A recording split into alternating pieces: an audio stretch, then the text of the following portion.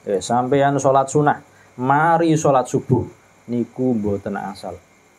Pak aku qadha, Pak, qadha salat isya. Mebengi turu keturun, Pak, saking pegel mari kerja, mari maghrib nggletak. Mari mangan, enake pol. Geletak tangi-tangi azan subuh. Tapi gak sama niat lho, sama gak niat gak sembahyang isya lho ya. Wes tangi subuh, sampean sembahyang subuh terus sampean salat qadha isya ndak apa-apa iki.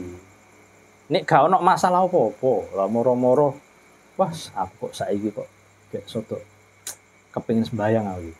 Mari subuh engko turu ya diomeng bojo, wes sembahyang maneh sampean. Santri anyaran kemenyek niku.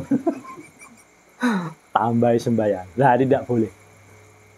Jadi sembahyang subuh, mari sholat subuh, sampean sholat sunah tanpa sebab itu tidak boleh. Ono sing ngarani haram.